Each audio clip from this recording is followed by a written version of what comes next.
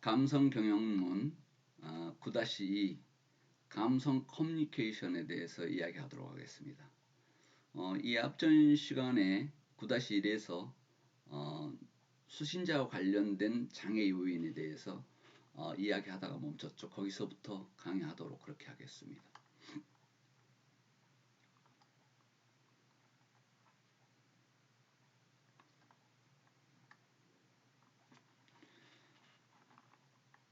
지금 수신자와 관련된 커뮤니케이션의 장애 요인에 대해서 이야기했는데 자신에게 수신자가 자신에게 관심이 있는 내용만 듣고 듣기 싫은 말은 듣지 않으려 하거나 부정하는 경향이 있는 것, 이것이 장애 요인이라고 그랬습니다.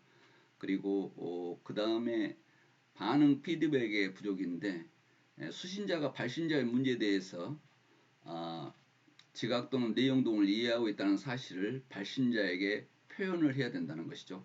그래서 혹시 대화로 커뮤니케이션을 이룰 때 항상 무반응보다는 대꾸를 해주고 답을 해주고 지금 듣고 있다는 내용, 커뮤니케이션을 잘 이루고 있다는 내용을 표현을 해줘야만 되는데 그렇지 않는 경우, 이런 경우는 발신자 커뮤니케이션에 관심이 없다는 의미도 되기도 하지만 커뮤니케이션이 잘 이루어지지 않습니다. 그래서 예를 들자면 문자로 커뮤니케이션을 했다. 그런데 지금 대다수 답을 해주는데 문자가 왔을 때 답을 안 해주거나, 예를 들어서 카카오톡으로 커뮤니케이션을 이뤘는데 답을 안 해주거나, 이렇게 했을 때는 피드백이 부족했을 때 커뮤니케이션은 잘 안 이루어질 수 있다 하는 내용이다, 이렇게 이해하면 되겠습니다. 그래서 커뮤니케이션이란 단어를 중심으로 쓰다 보니까 사람들이 지금 여러분들이 듣기에 그냥 커뮤니케이션 단어에 몰입되어 있는데 그게 아니라 커뮤니케이션 단어, 이 내용은 다시 이야기하면 의사소통인데 대화하는 것이다, 이렇게 생각하면 되겠습니다. 그래서 대화하는데 여기서 무언가를 발신자가 전달을 했는데, 이야기를 했는데 수신자가, 듣는 사람이 대꾸를 안 하는 것, 이것이 피드백 부족이다, 이렇게 이해하면 되겠습니다. 자, 커뮤니케이션 자꾸 학문적으로만 이야기하다 보니까 여러분들이 커뮤니케이션이 대단한 걸로 생각하는데 말 그대로 의사소통입니다. 말로 하는 의사소통, 언어적 의사소통이다, 이렇게 하면 되겠습니다. 그러나 비언어적 의사소통이 있는데 표정이라든가 바디랭귀지가 비언어적 의사소통이다. 그런 과정 중에서 전달했을 때 무반응이었을 경우 예를 들어서 의사소통이 지금 잘 안 되고 있다, 이렇게 이해하시면 되겠습니다. 그 다음에 언어장애인데요. 물론 언어장애는 나라가 틀렸을 때 각 나라별 언어가 틀려서 커뮤니케이션이 잘 이루어지지 않는 경우도 있습니다. 왜냐하면 상대국의 나라의 말을 몰랐을 때 그럴 수도 있겠죠.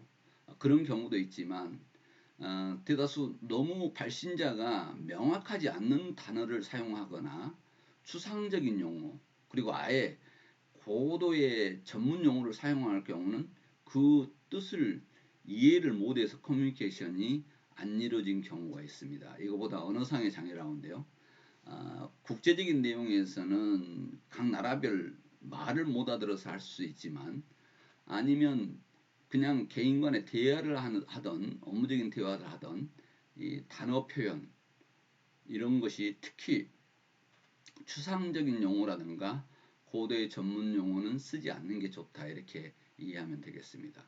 그 다음에 정보의 과중인데요. 너무 과중한 메시지가 전달되면 커뮤니케이션은 유효성이 감소할 수밖에 없다, 이렇게 생각하면 되겠습니다. 그래서 정보 과중에도 문제가 발생이 될 수 있다. 이게 상황과 관련된 장애 요인이다, 이렇게 보면 되겠습니다. 그 다음에 시간 압박인데요. 너무 시간이 짧아서 충분하게 전달이 안 되는 경우, 이런 것들이 이 커뮤니케이션 정확성에 대해서 제약이 된다 하는 내용을 이야기할 수 있습니다. 그래서 충분하게 시간을 갖지 못한 커뮤니케이션은 안 된다. 충분하게 전달하고자 하는 내용을 전달할 수 있는 시간을 충분히 갖고 할 필요가 있다. 이렇게 이야기하면 되겠습니다. 시간이 없으므로 간단하게 요약하겠습니다. 그래서 내용을 충분히 이해시키지도 않고 끝나서는 안 된다는 내용입니다. 그 다음에 상황과 관련된 내용 중에는 또 분위기죠. 분위기. 그래서 거기에서 개방성과 신뢰성 이런 것들이 낮은 데서는 부정적으로 왜곡될 가능성이 높다고 이야기를 했었죠. 그래서 사람들은 충분하게 설명을 하지 않으면 경영자가 좋은 의도로 경비 절감을 위한 비용 절감 노력을 하겠다고 할 때 명확하게 전달하지 않으면 혹시 인원 감축이라든가 부서 폐쇄라든가 폐쇄라든가 뭐 명예퇴직 이런 것을 요구한 거 아닌가 이렇게 오해할 수 있다는 것입니다. 그래서 명확하게 전달을 해야 된다 하는 내용입니다. 자칫 잘못했을 때 부정적으로 왜곡될 가능성이 높다는 것을 이해해야 된다 하는 내용입니다. 그 다음에 지위 차이인데요. 경영자와 관계에서 구성원이 지위 차이를 되게 크게 느낄 때는 높은 사람에게 어려워서 솔직하게 의견을 제시 못하는 상황이 발생할 수 있다. 그래서 경영자는 언제나 좀 마음의 문을 열고 구성원들이 편하게 이야기할 수 있는 분위기를 조성할 필요가 있다. 이 내용입니다. 비언어적 메시지가 또 오용이 되는 경우가 있는데요. 언어적 메시지와 비언어적 메시지를 함께 자동적으로 사용하게 되죠. 왜냐하면 말을 하면서 바디랭귀지를 쓸 수 있고 표정도 이렇게 될 수 있는데 이런 것들이 잘못 전달될 수 있는 요인이 될 수 있다 하는 내용을 이야기하는 것입니다. 그리고 또 아까 시간적인 내용에서 다시 한번 나왔습니다만은 구성원과 면담에서 시간에 구애받지 않고 충분히 대화할 수 있어야 되는데 자꾸 일정을 핑계로 해서 짧게 이렇게 정리를 했을 때 충분한 커뮤니케이션이 이룰 수 없다는 것을 상황과 관련된 장애의 요인이다 이렇게 이야기하고 있습니다.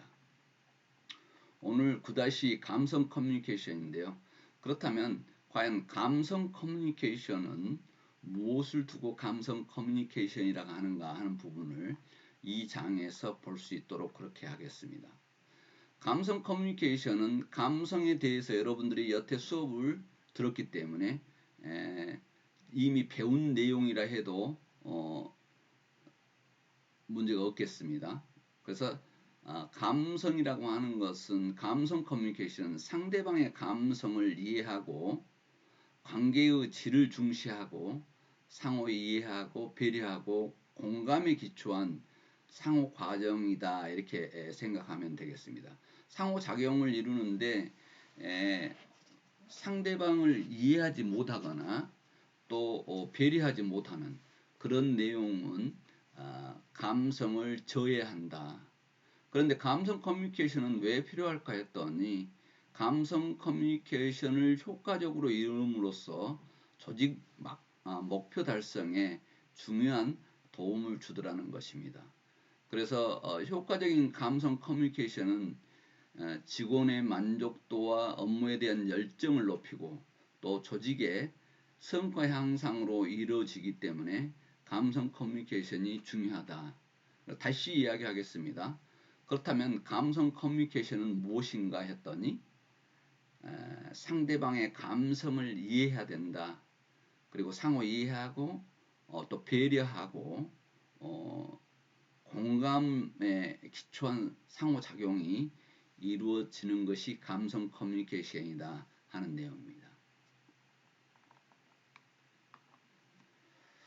감성 커뮤니케이션을 이렇게 지금 경영진과 직장인 대상으로 설문조사를 해봤습니다. 그렇게 했더니 935명을 대상으로 했는데 직장인 3분의 2가 약 60% 정도가 조직에서 소통이 잘 안 된다고 평가를 했다는 것입니다.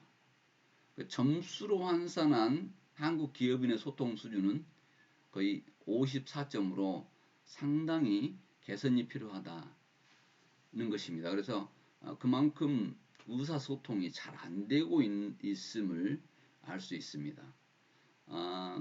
이것은 우리나라의 위계 문화죠. 상명하복, 그리고 개인과 부서의 이기주의, 지나친 단기 성과주의가 소통 주된 장애로 작용하고 있다는 내용입니다.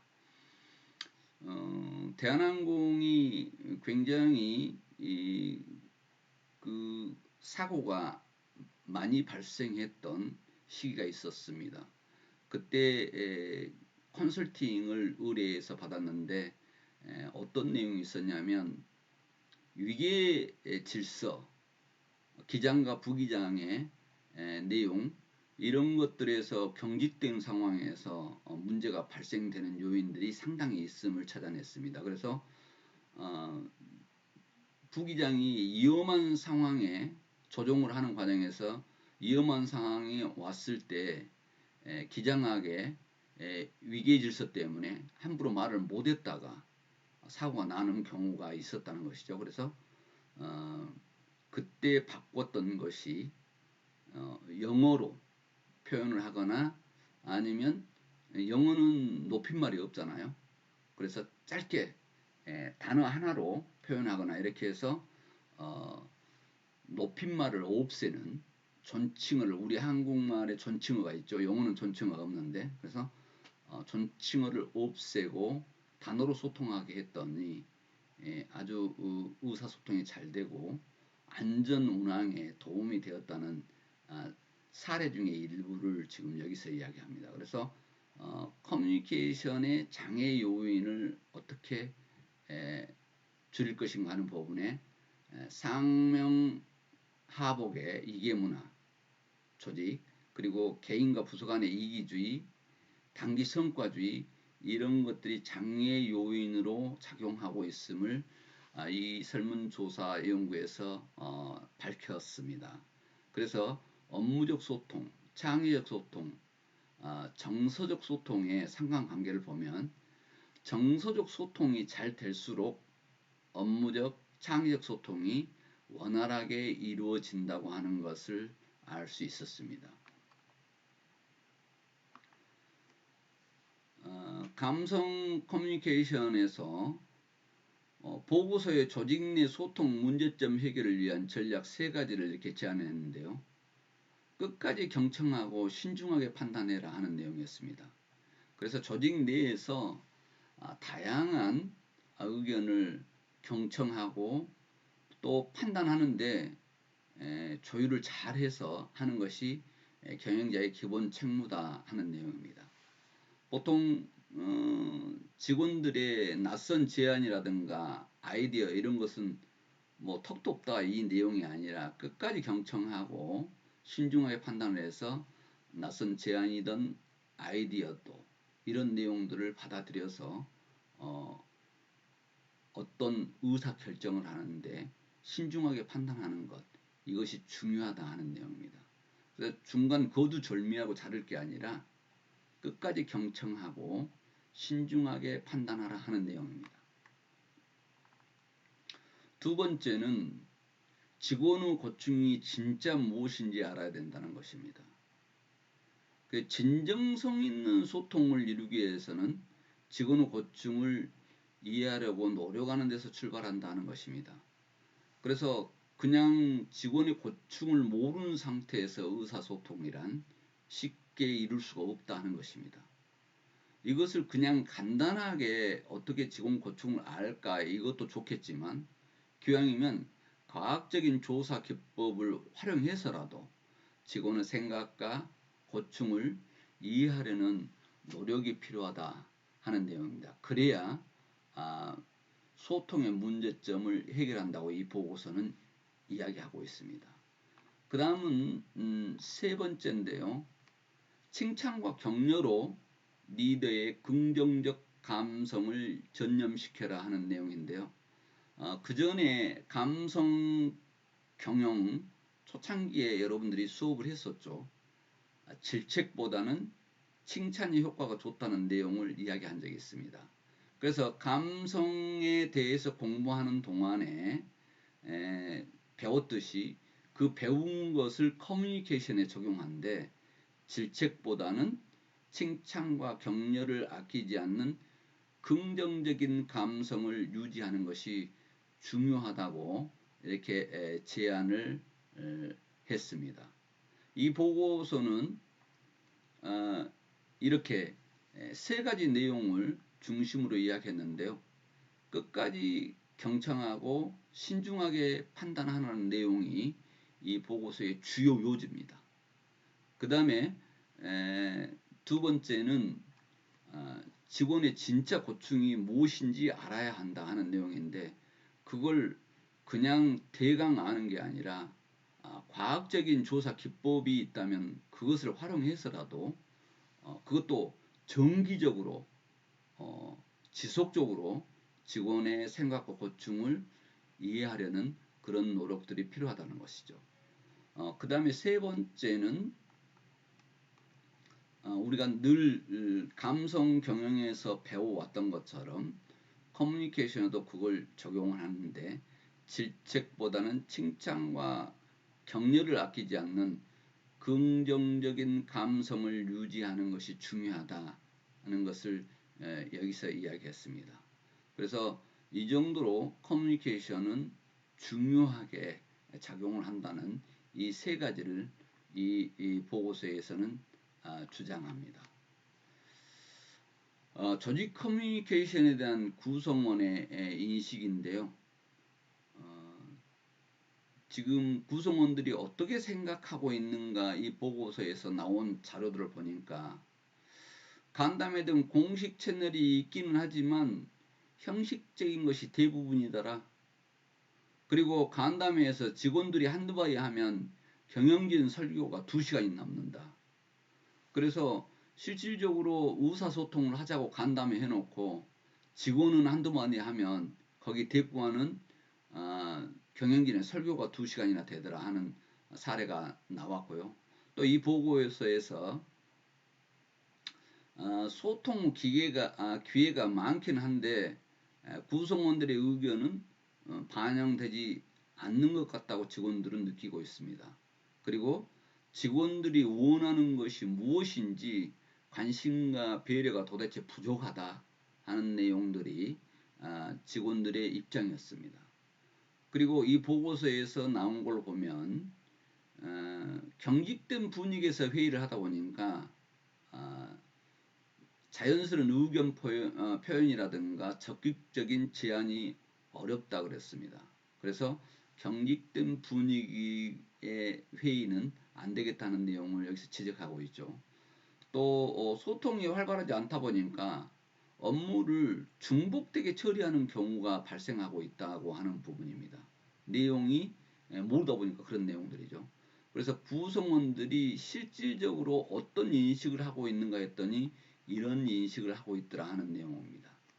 또 경영자는 직원이 한두 마디 하면 2시간을 설교할 게 아니라 직원의 의견과 고충을 듣고 이해하는 것이 선행 조건이다 하는 내용입니다. 가능하면 경영자는 현장 방문을 하고 또 간담회하고 1대1 대화 등과 같은 다양한 방법으로 소통을 해야 되고 또 요즘은 SNS가 활성화되어 있는데 트위터, 페이스북, 카카오톡과 같은 SNS를 활용하는 것도 중요하다는 것입니다. 그리고 경영진은 말뿐만 아니라 비언어적 커뮤니케이션인 얼굴 표정이라든가 이런 것도 중요하다는 거죠. 무뚝뚝한 표정으로 늘 다니는 것보다 밝은 표정으로 인사받고 인사하는 그리고 감정 표현 작은 행동 변화에도 직원들은 민감한 반응을 한다는 것을 늘 알고 있어야 된다 이렇게 생각하면 되겠습니다.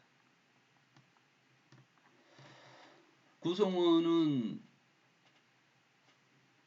늘 이런 식으로 지금 의사소통이 그렇게 원활하게 이루어지지 않고 있다는 내용을 했는데요. 여기는 SEI 인베스트먼트의 사례입니다. 그래서 의사소통을 잘 되게 하기 위해서 이 기업은 사무실 공간을 전체 개인 사무실과 파티션을 철거하고 사무실을 하나 큰 공간으로 만들어 버렸습니다.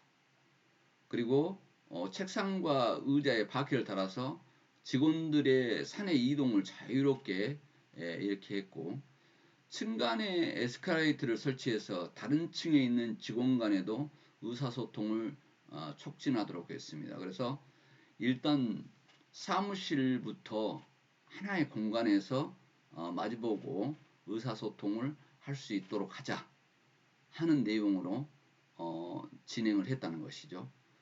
그리고 한 사무실 말고 층이 달랐을 때는 다른 층의 직원과 의사소통을 촉진하기 위해서 에스컬레이터를 설치해서 이렇게 진행을 하자 하는 내용을 이야기했습니다. 하나의 사례죠.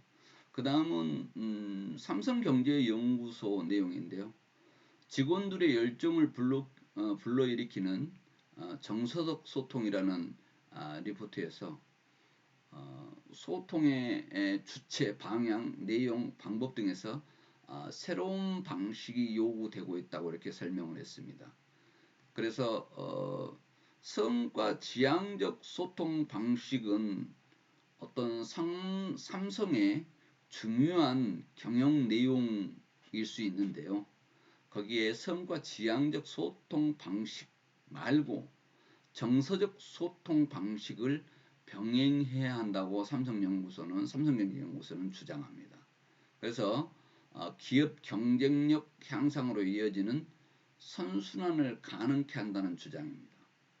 그래서 정서적 소통은 크게 직원 간 소통, 직원과 경영진 간 소통, 회사와 직원 간 소통으로 크게 대별해서 삼성경영연구소는 이 내용을 발표했습니다. 그 내용을 하나하나씩 이렇게 보도록 하겠습니다. 다시 이야기하겠습니다. 정서적 소통을 크게 하는 것은 직원 간 소통이 있고 또 직원과 경영진 간 소통이 있는데, 여기서 좀 독특한 게 있습니다. 정서적 소통에는 회사와 직원 가족 간 소통이 추가된다는 부분이 좀 독특하게 눈에 띄는 내용이다 이렇게 하겠습니다. 이걸 하나하나 보도록 하겠습니다. 직원 간 소통인데요. 당연하죠. 직원 상호 간 이해와 배려에 기반한 소통이 이루어져야 되는데 뭐 개인적인 문제나 고민에 대해서 공유할 수도 있고, 또 그 조직 내 수평적 소통을 통해서 조직의 일체감, 동료의 자긍심 형성이 가능할 수 있겠죠. 지금 웬만한 회사들이 사내 인트라넷이나 SNS를 활용한 직원 간 소통이 활성화되어 있는데요. 그래서 직원 간의 수평적 소통 이런 것들이 조직 일체감, 동료의 자긍심 형성에 도움을 준다 이렇게 이야기하고 있습니다. 그 다음에 삼성경제연구소가 했던 직원과 경영진 간 소통인데요. 개인의 고충을 해결하는 방식으로 상하 간 이계를 넘어서 동료 및 파트너로서의 관계를 바탕으로 이렇게 상호 노력이 중요하다는 것을 했습니다. 그러니까 조직의 어떤 상하 간 위기 질서 속의 내용보다는 파트너로서의 관계를 바탕으로 상호 노력을 할 필요가 있다 하는 내용입니다.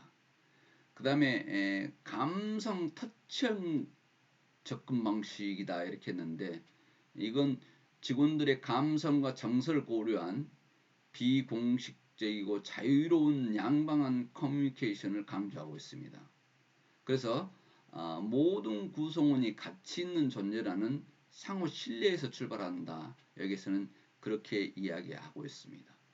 그래서 지금 삼성경제연구소가 이야기하는 직원 간 소통, 직원과 경영진 간 소통인데 그 다음에 회사와 직원 가족 간 소통에 대해서는 그 다음 9-3에서 다시 9-1로 먼저 와가지고 그때 이야기를 다시 자세히 하도록 하겠습니다. 특히 지금 수평적인 사내 인터넷을 이용하고 있는 기업이 많습니다만 아직도 없다면 진행을 해야 될 것이고 위기를 넘어선 동료 및 파트너로서 관계를 바탕으로 이렇게 감성 터치형 접근 방식이 직원과 경영진 간의 소통이 되겠다.